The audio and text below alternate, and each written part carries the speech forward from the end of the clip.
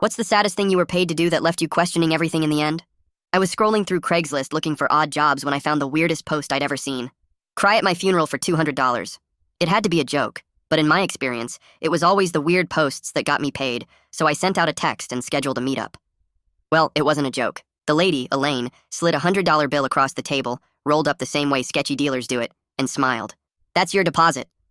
The other 100 comes after you ugly cry at my funeral in about 6 weeks. I sat there still completely lost.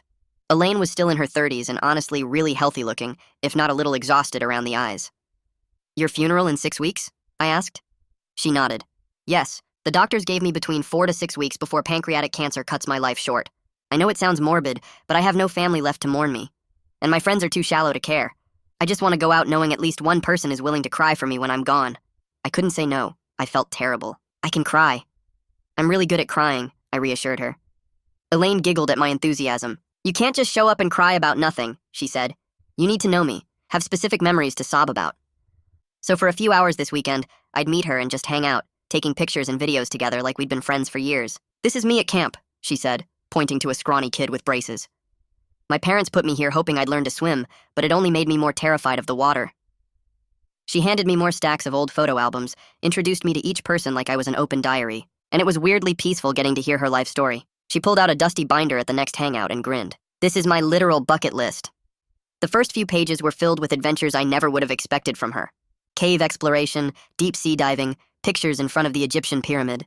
You're amazing, I told her. She gave a sad smile. Kinda sad that all those adventures end here. Anyway, let's not wallow in sadness. I have something you need to learn from me. She pulled out her phone and opened up Spotify. This is for the funeral playlist. My best friend in the whole world should at least know my favorite songs. She grinned at me. She placed her camera on and held out her hand when Endless Love started playing. Let's dance. We swayed in her tiny apartment, her head against my chest. The smell of her cinnamon shampoo filled my head. Can I tell you something? She asked softly. I act all happy like this, but I'm terrified. She buried her face in my shirt, tears staining it lightly. For what it's worth, I think you're brave. And I'm glad I can call you a friend, I whispered back, and I meant it. We spent the next few weekends trying to fill up a small photo album, going to restaurants, local concerts, and events together. Things that I never really cared about just felt so right when it was done with her.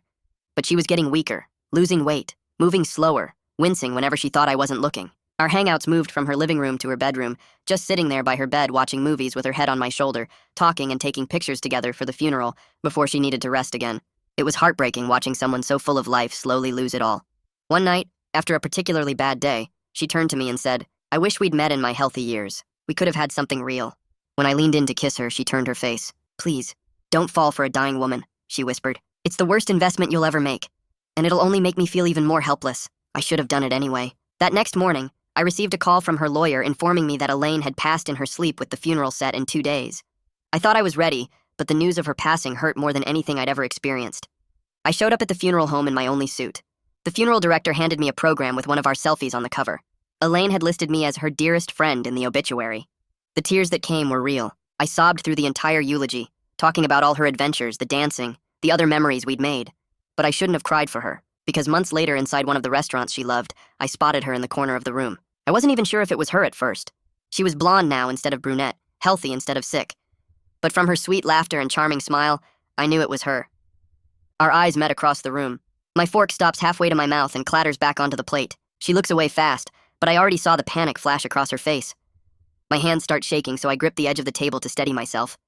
She's blonde now instead of brown, wearing a nice dress that probably cost more than my rent, laughing with some guy in a suit like she doesn't have a care in the world. But I know that laugh. I know the way she tilts her head when she smiles. That's Elaine. The same Elaine who died 3 months ago. The same Elaine I cried over at her funeral. I remember the first time I met her, sitting in that coffee shop 6 weeks before everything went wrong. She slid a rolled-up $100 bill across the table between us and smiled like we were making some kind of drug deal. She told me she had maybe 4 to 6 weeks left because pancreatic cancer was eating her alive. She said she had no family, no real friends, nobody who would cry when she was gone. I felt so bad for her that I took the job without even thinking twice about how weird it was.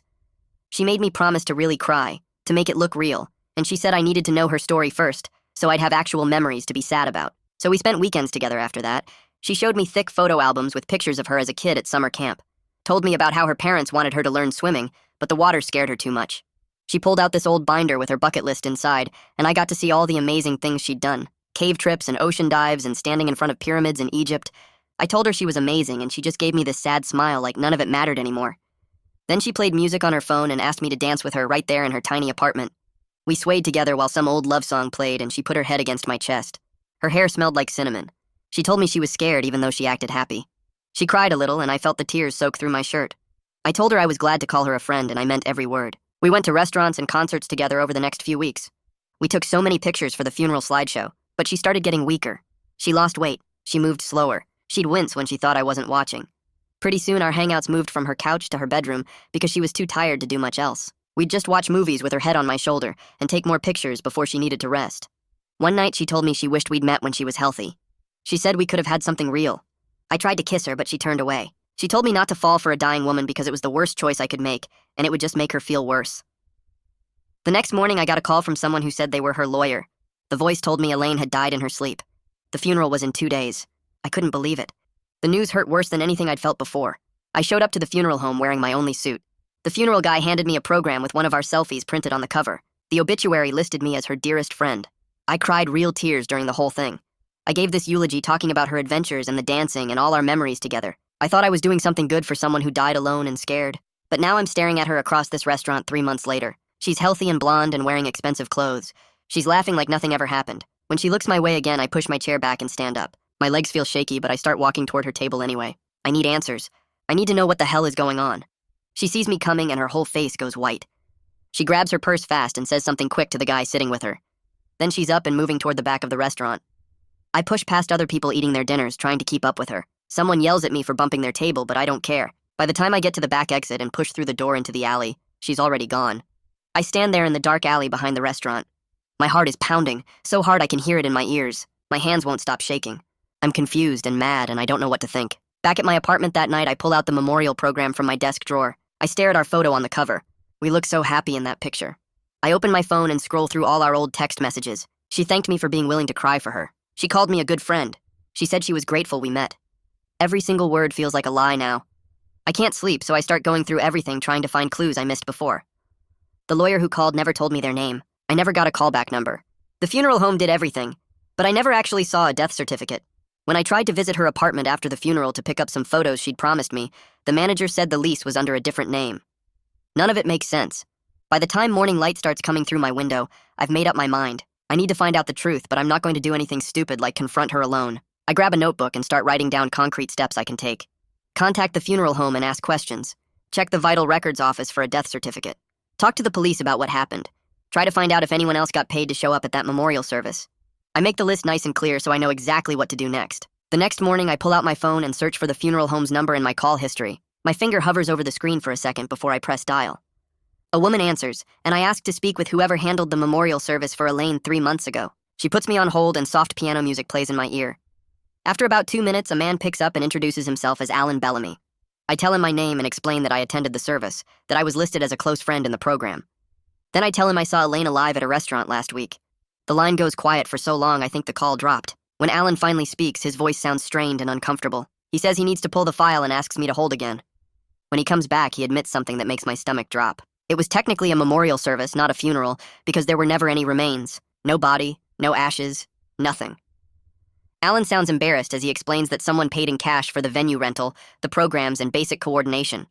The paperwork was minimal because no actual burial or cremation was involved. He says memorial services without remains aren't uncommon when families want to honor someone who donated their body to science or was cremated privately. I ask if he can check what name was on the payment paperwork. He puts me on hold again, and I can hear papers rustling in the background. When he returns, he says the contract was signed by someone using just a first initial and last name, paid entirely in cash with no credit card or check trail. He promises to call me back with more details after he reviews everything properly. Next, I drive to the Vital Records office downtown and park in the lot behind the building. Inside, fluorescent lights buzz overhead, and a clerk sits behind a counter organizing files. I approach and ask her to search for a death certificate under Elaine's full name. She types slowly on her computer, her fingers pecking at the keyboard one key at a time. After several minutes, she shakes her head and says there's nothing in the system. I feel my chest tighten as she explains that processing can take a few weeks sometimes, but 3 months should have been more than enough time for any real death to show up in the records. She asks if I have the date of death, and I give her the exact day the lawyer called me. She searches again using the date, but still finds nothing. She suggests that maybe the death occurred in a different county or state, but her tone makes it clear she thinks something doesn't add up either. From there, I drive straight to the police station and walk up to the front desk. The officer on duty looks bored until I say, I need to file a report about possible fraud. He pulls out a form and clicks his pen, suddenly more interested. I start from the beginning with the Craigslist ad offering $200 to cry at a funeral. His eyebrows go up, but he keeps writing. I explain the weeks of building a fake friendship, the stories about terminal cancer, the memorial service where I gave a real eulogy. Then I tell him about seeing her alive and healthy at the restaurant. He stops writing and looks at me for a long moment before asking if I have any proof. I pull out my phone and show him the old text messages, the memorial program, and photos we took together. He takes notes on everything and says someone from the financial crimes unit will contact me. He warns me that these cases can be tricky to prove and asks if I lost anything besides the $200.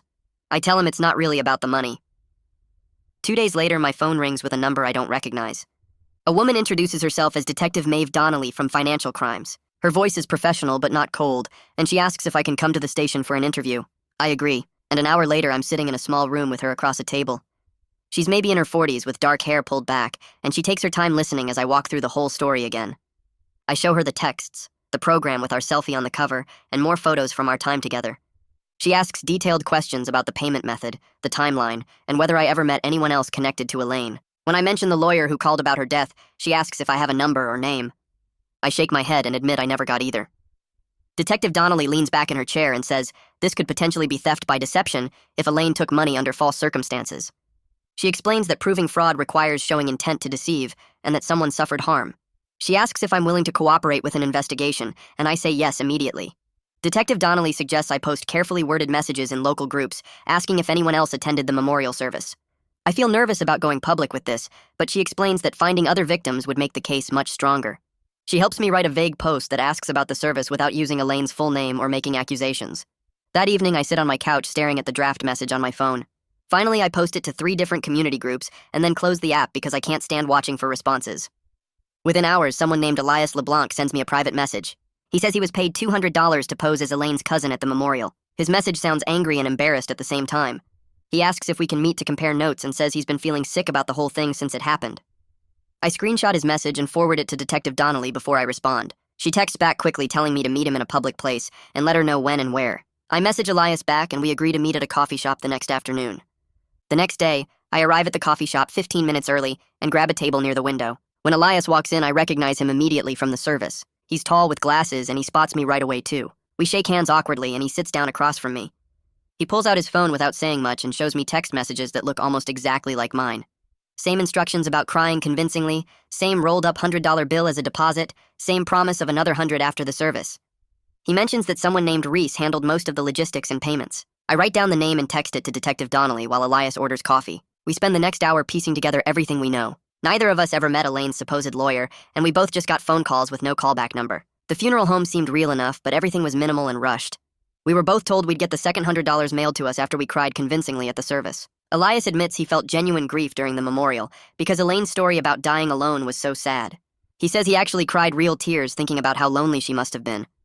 I tell him I did the same thing, and we sit there for a minute not saying anything. Before we leave, I take his number and promise to keep him updated about what Detective Donnelly finds.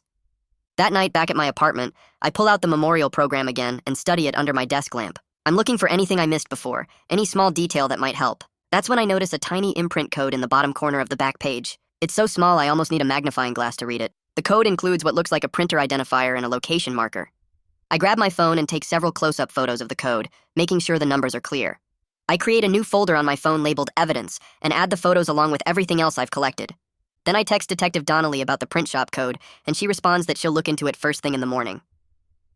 The next morning, I drive across town to the address printed on the tiny code at the bottom of the memorial program. The print shop sits between a dry cleaner and a tax office in a strip mall that's seen better days. Inside, the smell of ink and paper fills the small space. A man in his 50s looks up from behind the counter where he's sorting through order forms. I pull out my copy of the program and slide it across to him. He picks it up and studies the cover photo of me and Elaine together. I ask if he remembers printing these. Norman adjusts his glasses and nods slowly. He says someone came in about 3 months ago and paid cash for rush service on 200 copies. The order was picked up the day before the memorial. I feel my pulse quicken as I ask who placed the order. Norman walks over to a filing cabinet and pulls out a work order slip. He runs his finger down the page and stops at a name written in blue ink. Reese is what he tells me. A woman named Reese Barnett handled everything. I take a photo of the work order with my phone and thank him for the information. Norman mentions that his store has a security camera covering the counter area. He keeps the footage for about 6 months in case there are disputes about orders. I ask if he'd be willing to share that recording with the police. He says he'll cooperate fully with any official request and writes down the exact date and time Reese came in to pick up the programs.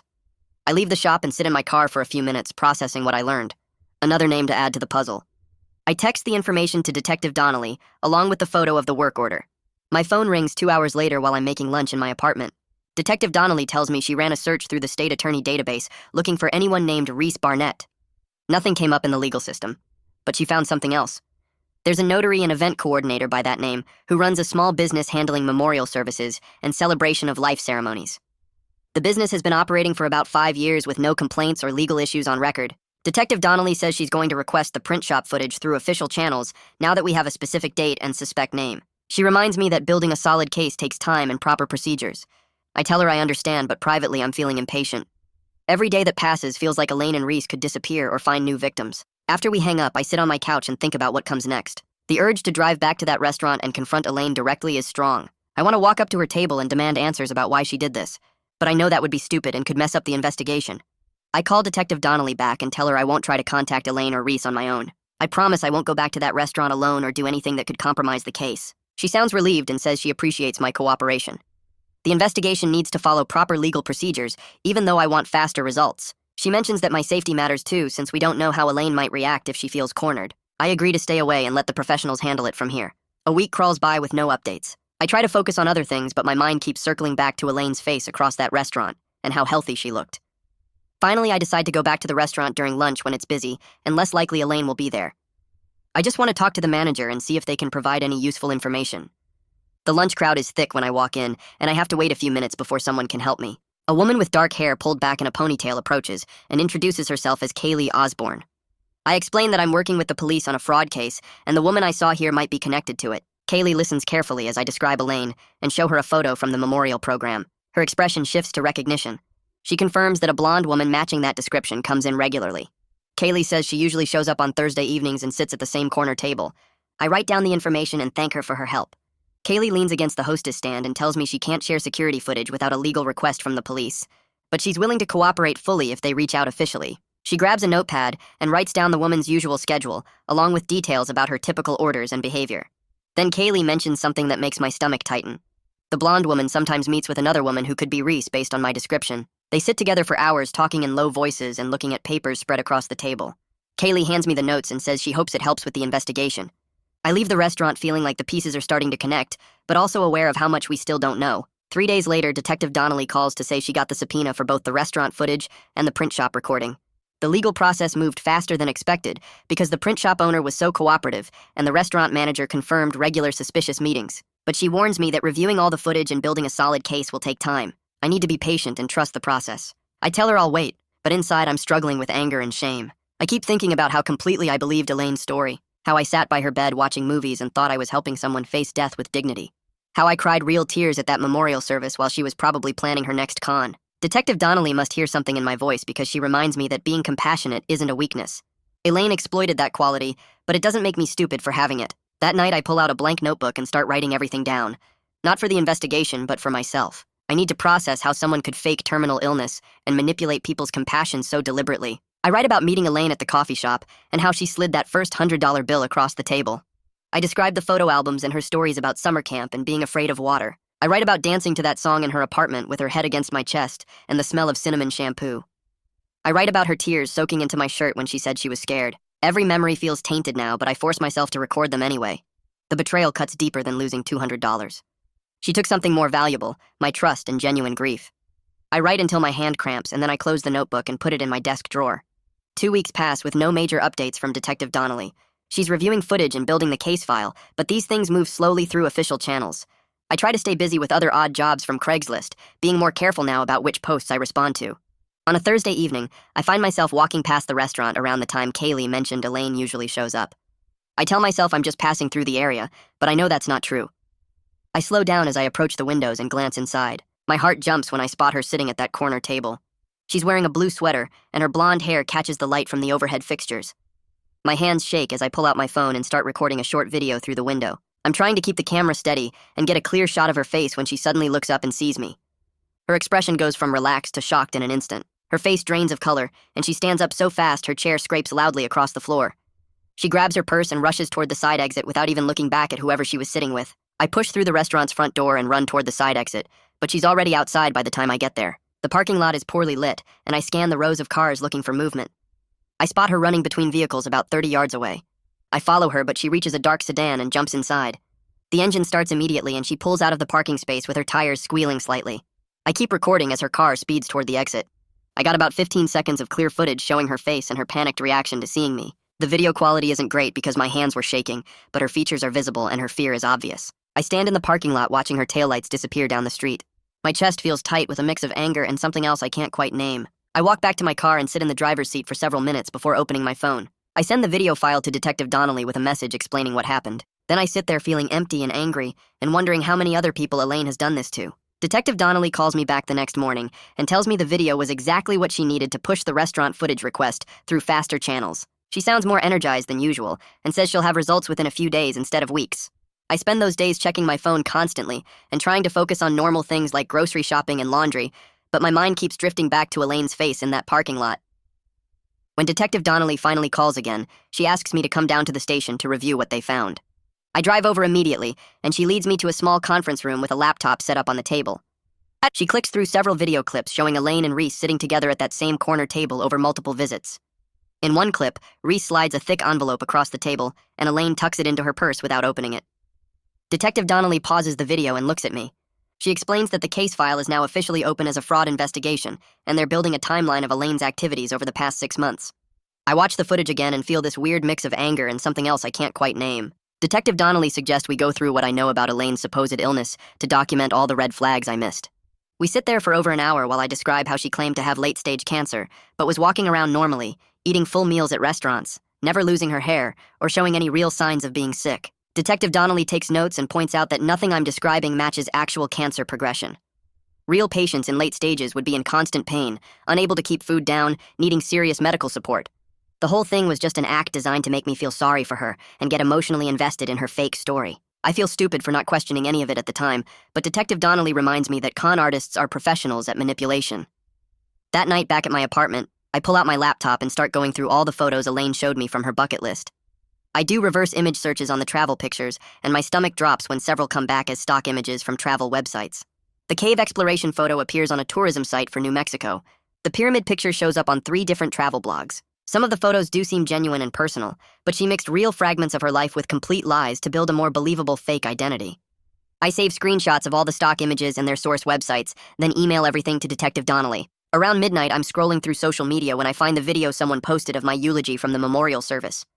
I hesitate before clicking play, but I force myself to watch it. Seeing myself up there sobbing about Elaine's bravery and adventures makes me feel sick with shame. I talked about how strong she was facing death, cried real tears about losing a friend, described memories we made together like they meant something. She was probably sitting somewhere watching this video and laughing at how well her plan worked. I wonder how many other people she's pulled this same trick on, how many other eulogies exist somewhere with people crying over her fake deaths. The thought makes me so angry I have to close my laptop and walk away from it. Detective Donnelly calls 2 days later with an update about potential charges. She explains that prosecutors are looking at theft by deception and scheme to defraud, but they want to establish a pattern of behavior across multiple victims to build a stronger case. She's working to find other people who might have been targeted through similar posts or memorial services. I ask what happens if she can't find other victims, and Detective Donnelly says my case alone might be enough, but having multiple victims would make prosecution much easier. She tells me to be patient because these investigations take time. Alan from the funeral home calls me that afternoon and says he went through the file more carefully after our last conversation. He found receipts for prepaid cards that were used to pay for various services, and the contact number on those receipts matches the number Reese used when she contacted the print shop about the memorial programs. Alan sounds genuinely sorry about the whole situation and mentions his business is implementing better verification procedures for memorial services going forward. I thank him for looking into it and add the prepaid card information to my growing evidence file. Over the next week, I find myself driving past that coffee shop where I first spotted Elaine and Reese together. On the 3rd day, I see them through the window sitting at a table near the back. I park down the street and grab my phone, then walk casually past the shop while holding my phone up like I'm texting. I snap several photos through the window showing them together, their faces clearly visible. They're leaning close and talking intensely about something. I note the time and location in my phone before walking back to my car. Detective Donnelly says this kind of documentation is helpful as long as I stay safe and don't engage directly with them. She reminds me that I'm a witness and victim, not an investigator, but she appreciates having the additional evidence. My phone buzzes with a text from an unknown number 3 days later.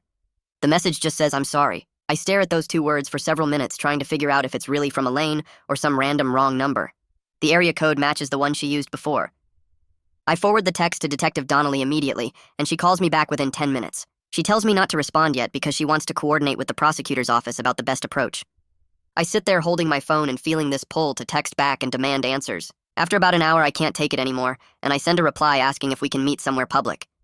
The response comes back almost immediately with just one word: "Okay." I text Detective Donnelly to let her know what I did, and she's not thrilled, but she understands. 2 days later, I'm sitting on a park bench near the downtown library, waiting to see if Elaine will actually show up. My hands are shaking, and I keep checking the time on my phone. At exactly 3:30, Elaine walks across the grass toward my bench. She looks different in daylight, older maybe, with dark circles under her eyes that makeup can't quite hide. She sits down on the far end of the bench, keeping space between us like she's worried I might grab her. I start to say something, but she's looking past me, staring at something over my shoulder. Her face goes pale and she stands up fast, almost knocking her purse off the bench. She walks away quickly without saying a word, cutting across the lawn toward the parking lot. I turn around and see an unmarked sedan pulling into the lot, the kind that screams police even without lights. I pull out my phone and start typing everything she said during our last conversation, every detail I can remember about her claiming loneliness and debt. I type for 5 solid minutes, recording her exact words about staging the memorial as some kind of social experiment, her refusal to call it a con. My hands shake while I type, but I keep going because I know memory fades and changes, and I need this documented while it's fresh. Detective Donnelly calls me 20 minutes later, and I can hear the frustration in her voice. She tells me Elaine was gone before the officers could get close enough to approach her. She's not yelling, but she's firm when she says I can't do solo meetings anymore. I'm both a victim and a witness, she explains, and that means I need to follow protocols. I want to argue that I got her to show up, that I almost had her talking, but I know she's right. She's trying to protect the case and keep me safe even if I don't like being told what to do. She asks me to send her the notes I typed, and I do it right there on the call, forwarding everything to her email. The subpoena for the restaurant's security footage comes through about a week later. Detective Donnelly calls me to review what they found, and I drive down to the station to watch the recordings on her computer. The footage shows Elaine and Reese meeting at that same back table at least 6 times over 2 months. They lean close and pass envelopes back and forth, and in one clip, Reese slides what looks like a stack of photos across the table. But there's more. The footage also shows Elaine sitting with other people I don't recognize, different men and women who look sad or emotional during their conversations with her. Detective Donnelly pauses the video on one frame, showing a middle-aged guy wiping his eyes while Elaine holds his hand across the table. She tells me these could be additional victims, and the prosecutor wants to identify them. Kaylee provides receipts showing Elaine's payment pattern, always cash, always on Thursday evenings, going back almost 6 months. She also gives a statement saying she noticed Elaine meeting with different people each month, but thought it was just someone with a lot of friends going through hard times. A warrant for Reese's P.O. box gets executed, and the contents make everything click into place. There are sympathy cards from people I've never heard of, cards addressed to names that don't match Elaine. Small amounts of cash are tucked inside some of them, $20 here, $50 there, with handwritten notes about being sorry for their loss. There are unused gift cards from major retailers, still in their packaging, and donation receipts made out to fake charity names. Detective Donnelly spreads everything out on a table and takes photos of each item. She explains that this wasn't just about my $200, or even about the handful of people paid to attend services. This was a larger operation targeting people's grief and sympathy, collecting small amounts from multiple sources that added up over time. The scope becomes clear when she counts up the cards and receipts, estimating at least 15 different memorial services over the past year. Reese gets brought in for questioning 2 days later, and I watch from the observation room while Detective Donnelly and another investigator talk to her. Reese sits there calm and professional, dressed like she's heading to a business meeting. She claims she's just an event coordinator who helps people plan memorial services and celebrations of life. She acts shocked when they mention the fake deaths and says she had no idea Elaine was deceiving anyone. She insists she was just providing a legitimate service, booking venues and printing programs for clients who paid her fee. Her lawyer, a sharp woman in a gray suit, blocks most of the important questions. Every time Detective Donnelly asks about specific payments or Elaine's claims about terminal illness, the lawyer cuts in and says her client can't comment on information provided by third parties. After 40 minutes, they have to let her go, though Detective Donnelly tells me they're building a case, and this was just the first interview. Elaine seems to vanish after our park meeting. I drive past the restaurant on Thursday evening and she's not there. Kaylee texts me that she hasn't seen her in 2 weeks. I check the coffee shop where I first spotted them together and it's empty. Her usual places go quiet like she knows we're watching. Then one morning about 3 weeks after the park, I find a handwritten note slipped under my apartment door.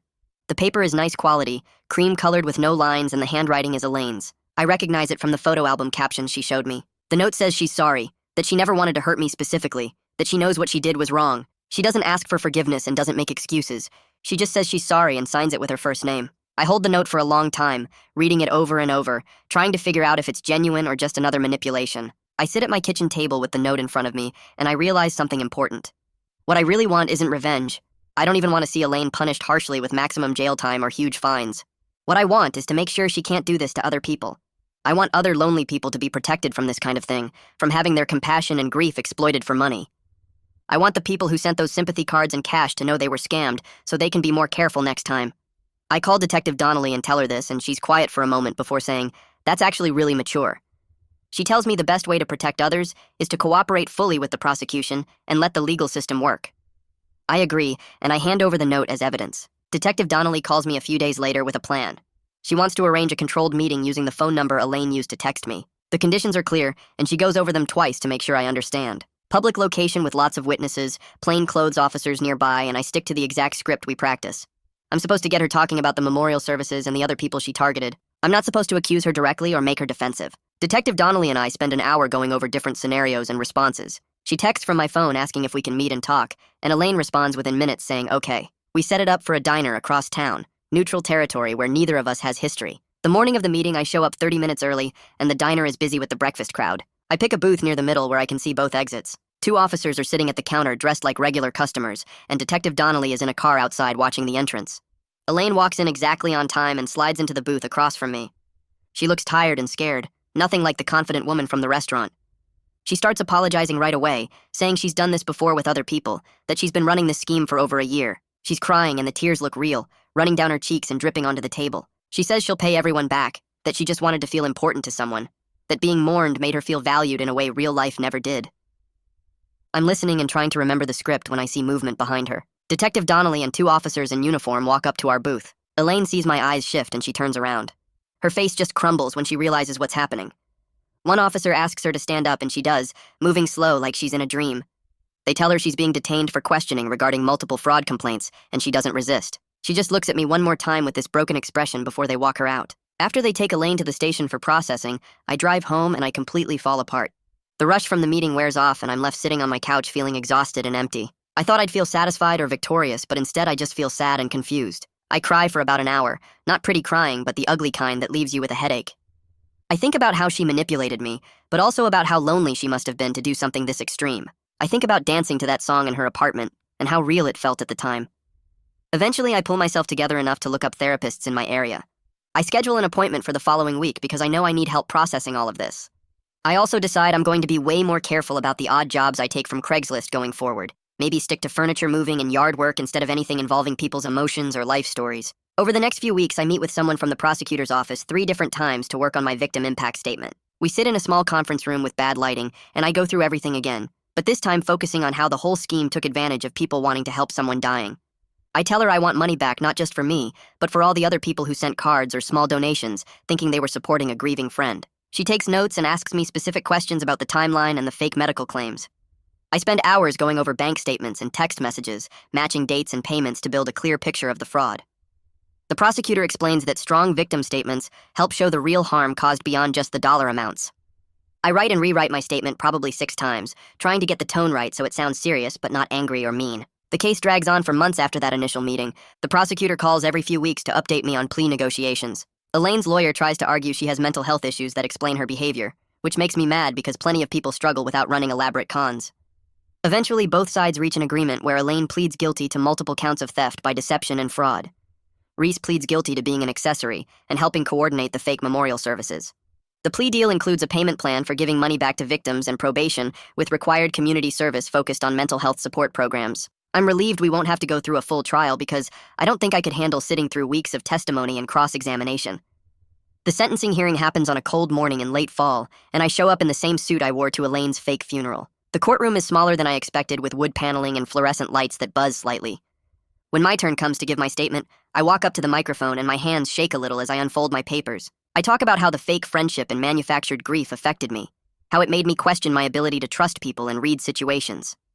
I explain that I'm not here asking for harsh punishment or revenge, but I want accountability for what happened, and I want to prevent this from happening to other people. I mention the other victims who sent sympathy cards and small donations, people who were manipulated into mourning someone who wasn't dead. My voice stays steady the whole time and I don't cry even though part of me wants to. When I finish and sit back down, I feel drained but also relieved that I said what I needed to say. After the judge finishes with sentencing, Elaine gets 3 years probation and has to pay back everything she took plus penalties. As people start leaving the courtroom, a man in an expensive suit approaches me in the hallway.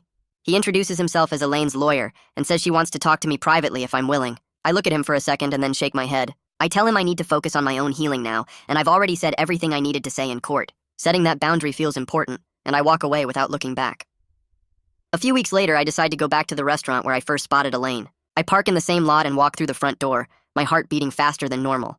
Kaylee is working the host stand, and when she sees me, she gives a small nod like she remembers everything that happened. I order lunch and sit at a table by the window, eating slowly and watching people walk by outside. The food tastes normal, and the restaurant feels like just a restaurant again, not some crime scene or place of betrayal. I'm proving to myself that I can move forward with regular moments and not let what happened ruin every place we went together. My phone rings while I'm finishing my sandwich, and it's Detective Donnelly calling with an update. She tells me they recovered partial money from Reese's bank accounts, and it's being split up among all the victims based on how much each person lost. She also says she notified other police departments about the scheme in case similar cases show up in different cities. The local case is officially closed now, and she thanks me for my cooperation throughout the investigation. I thank her back for taking the whole thing seriously and not treating me like I was stupid for falling for it. That weekend, I meet Elias for coffee at a place neither of us has been to before. We talk about what to do with the original $200 deposits we each got from Elaine at the start. We both still have the money because it felt wrong to spend it after finding out the truth. Elias suggests we donate it to a real cancer charity, something that actually helps people fighting terminal illness instead of someone pretending to be sick. I agree immediately because it feels like a way to take something bad and turn it into something that might help someone.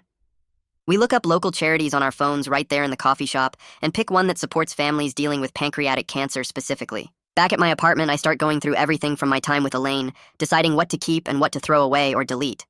I delete most of the photos from my phone, but I save a few of them. Not because I miss her or want to remember the fake friendship, but because I want reminders that my ability to care about people is actually a strength, even when someone takes advantage of it. I keep one photo of us at a concert and another one from a restaurant, just as proof to myself that I was willing to show up for someone I thought was dying alone. A few days later, I get a call from someone at the community center downtown, asking if I'd be interested in a part-time position speaking to groups about scam awareness and emotional manipulation. Apparently, Detective Donnelly recommended me after seeing how I handled everything. I think about it for maybe 10 seconds before saying yes, because my experience might help other people spot warning signs before they get in too deep. Turning the pain into something useful gives me a sense of purpose that I haven't felt in months. Alan from the funeral home calls me one evening to tell me they've completely updated their policies for memorial services. They now require way more paperwork and verification before they'll host any event, and they've trained all their staff to watch for potential fraud. He thanks me for pushing the issue and says the changes will help protect other families and prevent the funeral home from being used for scams. I tell him I appreciate the call, and I'm glad something good came out of the whole mess. A few weeks later, a thin envelope shows up in my mailbox with the county seal printed in the corner. I open it right there in the hallway and pull out a check for $370, my portion of the recovered money from Reese's accounts. I stand there looking at the amount and thinking about all the things I could buy with it. But then I remember sitting in my therapist's office last week, talking about how hard it still is to trust people sometimes. I fold the check back into the envelope and walk upstairs to call the therapist's office and ask how many additional sessions $370 will cover. The receptionist puts me on hold for a minute, then comes back and says it's enough for about 6 more appointments if I keep the same weekly schedule. I book all 6 sessions right there on the phone because taking care of my mental health feels more important than buying anything else right now. That evening, I sit down at my kitchen table with my laptop and open a blank document. I've been thinking about writing this whole thing out for weeks, but I kept putting it off because I wasn't sure what I wanted to say or if anyone would even care. But then I realized I'm not writing it for sympathy or attention. I'm writing it as a warning for other people who might see similar ads on Craigslist or get approached with unusual requests that seem harmless at first. I start typing out the story from the beginning, keeping it factual and clear without making myself sound like a victim or making Elaine sound like a monster. I focus on the red flags I missed, like how she never showed me any medical records, or how the lawyer never gave a callback number. I write about the lessons I learned about protecting myself while still being willing to care about people, about how compassion doesn't have to mean being stupid or careless. The post ends up being longer than I expected, almost 2,000 words by the time I finish and save it as a draft. I'll probably edit it down before posting it anywhere, but just getting it all written out feels good, like I'm turning something painful into something that might actually help someone else avoid the same mistake. One evening about a week later, I'm walking through the park near where Elaine's apartment building used to be, the one with the courtyard where we danced to that song. I pause for a moment near the bench where we sat and talked about her bucket list, remembering how real it all felt at the time, how convinced I was that she was dying and needed a friend. The memory doesn't hurt as much as it used to, but it's still there, still complicated. I stand there for maybe 30 seconds just looking at the empty courtyard. Then I turn and keep walking toward home. The experience changed me in ways I'm still figuring out, but it doesn't define me, and I'm okay with that complicated truth. And that's the wrap up for today. I always try to tuck something useful inside these stories, even if it's small. Hopefully, one line or moment stuck with you. Subscribe so you're ready for the next one.